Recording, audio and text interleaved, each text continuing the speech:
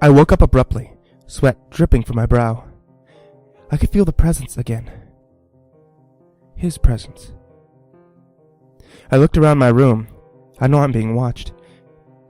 It's not anywhere to be seen. Damn. This is the third night in a row I've been awoken like this. The fear is starting to take over my mind. Something out there is stalking me. Something wants me.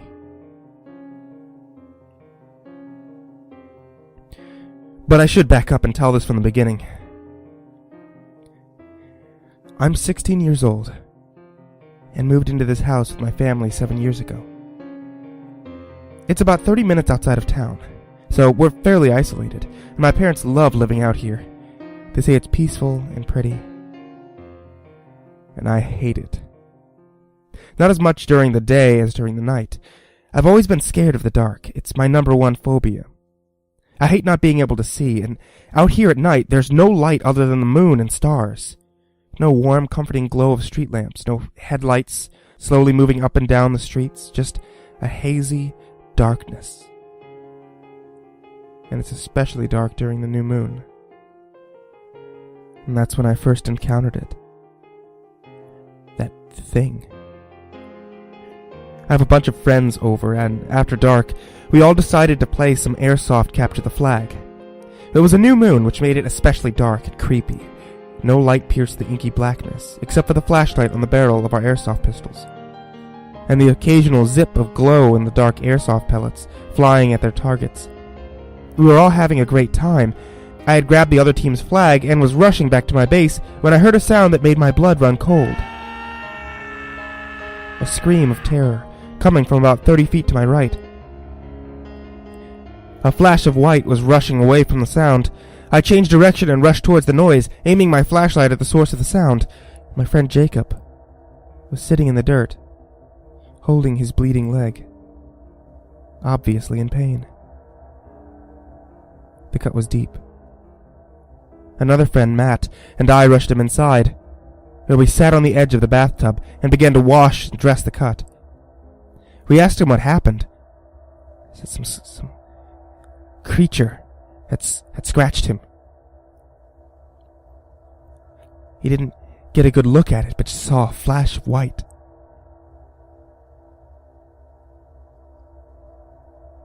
At first, I assumed that it was just a possum or something. That was before I saw it again. The second time, I was alone. It was the middle of the night, not a new moon, thankfully, but still eerie, and I had insomnia, a rather common problem for me. It was 2 a.m., and I had given up all hope of getting any sleep, so I was downstairs in the living room and popped in a DVD. As I lay on the couch, my mind lost in the world of Inception, one of my dogs started barking. I thought nothing of it. Barking in the middle of the night is basically a routine for them. And my other dog joined in. No big deal. But I noticed something. The bark was a lot more menacing than usual. It was more of a guttural, growling bark. The bark dogs make when threatened. And I turned on the back porch light and stepped outside, creeped out. I called for them. Jake! Zoe! Come here! Then I saw what they were barking at. It looked like a human crouched there in the grass. It was probably around 4 feet tall, with bare, pale skin and long, bony limbs. I studied it for about 5 seconds, and it stared back at me. I'll never forget its eyes, dark, almost like empty sockets. Its cold gaze washed over me, as if it was sizing me up. Then I slowly started to move towards me. I was almost paralyzed by fear, but was able to get back into the house. I locked the door behind me and rushed to my parents' room. They were convinced that I had a nightmare, but I know the truth. This was the first time that I had fully seen the creature that would soon push me to the brink of sanity. I didn't see that thing again for quite some time. I started to think that maybe my parents were right and it was just a dream. I was really sleep deprived after all, but deep down inside I knew that I had seen something. few weeks ago. I was on some website with my friend, Eric, and I saw a picture that shocked me. It was my creature, the one that I had seen. The website claimed that this creature was called the Rake, that it stalks and mauls its victims. The moment I saw the article, my blood ran cold. Could I have really seen this creature? The thought haunted me, refusing to leave my mind. I saw it again for the first time in months last week. I had woken up in the middle of the night again. Immediately, I felt that something was wrong. The house was too quiet. I felt very unsettled. I got out of bed, walked to the window, and raised the blinds. It was very dark outside, but I could make something out. The creature was outside, scratching at something on the ground. Immediately, I opened my window and yelled at the thing. It looked up at me, caught my eyes for a moment, and then rushed off, crawling on all fours very close to the ground. When I went to see what it was scratching at the next morning, I found something that still chills me to the bone. The mangled, half-eaten corpse of my dog, Zoe. My parents think that it was a mountain lion, but I know the truth. This so-called Rake, that bastard creature, he killed my dog. The last few nights have been terrifying. I've woken up in a cold sweat each night, knowing that the damn thing is watching me. I feel its presence. I know that it wants me now, and I have no idea what to do. I'm terrified beyond belief, and I'm helpless. My parents keep telling me I'm imagining things, but I'm not. Damn it! I know what I've seen, and I know that it wants me. That's why I'm recording this at 3 a.m. If anything happens to me, I want people to know what. I'll update as soon as something else happens.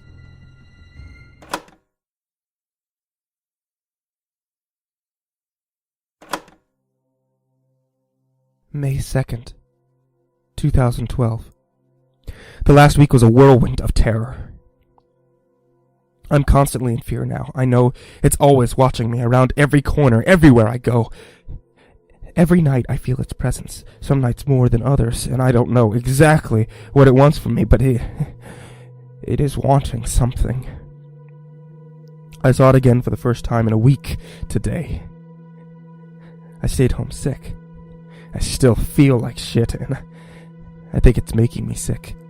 I'm lying on the couch, watching TV, constantly looking over my shoulder because I know that he's always watching me, and I have a shotgun by my side, a benefit of living in the country. I got it from the garage. It's loaded in case the thing which I've decided to call the Rake, tries to attack. I knew it would soon. I heard a noise outside and cocked my gun. I stepped outside to investigate. Nothing. Damn it. I decided to patrol the perimeter of the house, just in case. Walked all the way around. And nothing. I stepped back inside. The smell hit me.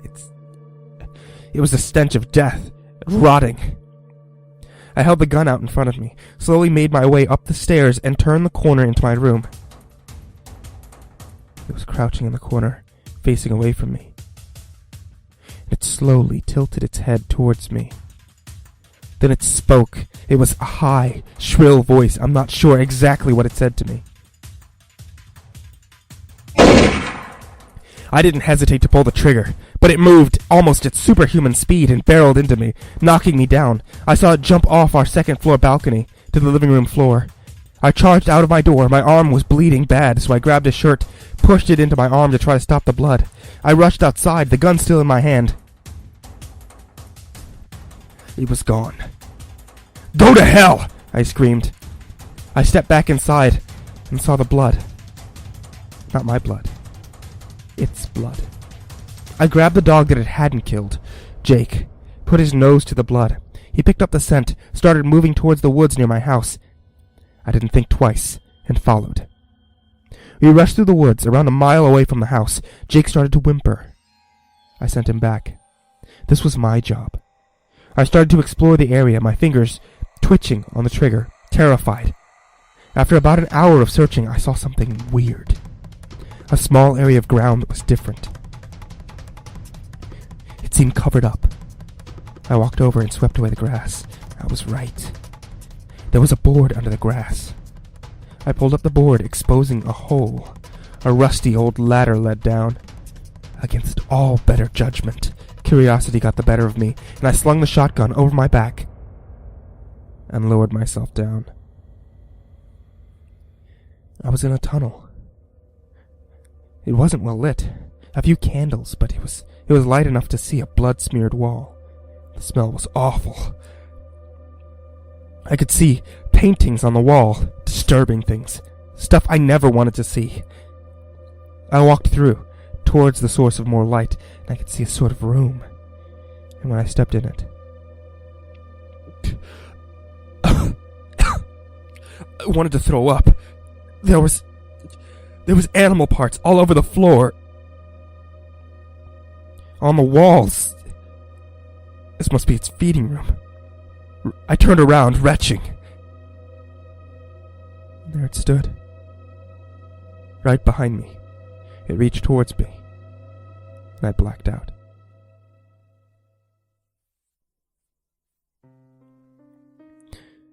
I woke up in my room. About 30 minutes ago. Alone. No cut on my arm. No blood anywhere. Decided to record everything while it's still fresh in my mind. Parents still aren't home. It's dark outside. I'm terrified to leave my room now. Maybe it didn't happen. Maybe I'm going insane. Paranoia is here to stay. I realized what the rake had to say in my room now. When he talked to me, it was wanting sacrifice. Mom, Dad, if you hear this, after I'm gone, just get the hell away. I don't know where to, but just leave this place. May 7th, 2012. It's over now. He's satisfied. Sacrifice is made.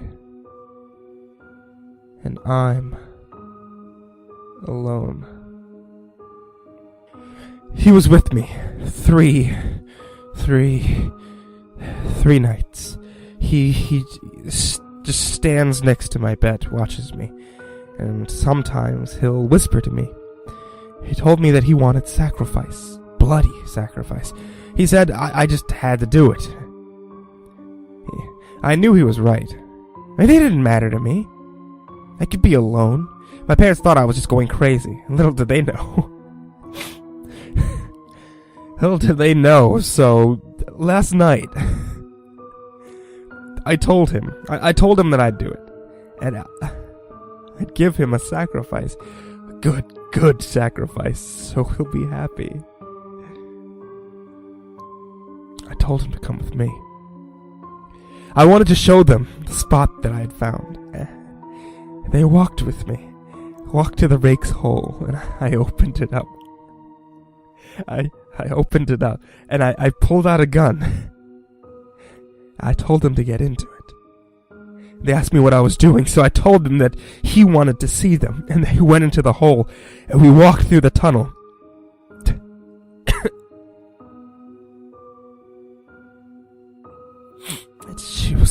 She was crying, and then Mr. Rake comes out of his hiding place, and he looks at me with his black eyes, and he smiled, and then he killed them. Oh, yeah, I mean, they screamed a little bit, but I didn't care. He was happy now. He pointed at the hole, and I knew that It was time for me to leave. And I'm back home now. I'm all alone in my dark room, and I'm not scared of the dark anymore. I mean, I like the dark.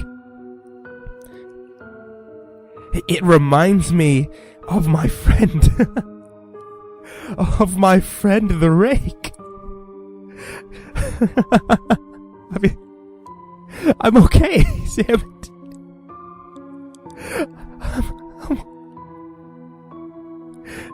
I'm okay. Damn it, I'm not okay.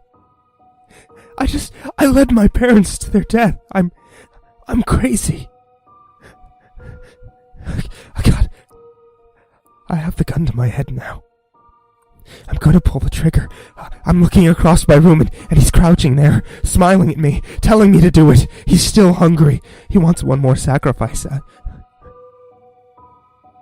And I'm gonna give it to him.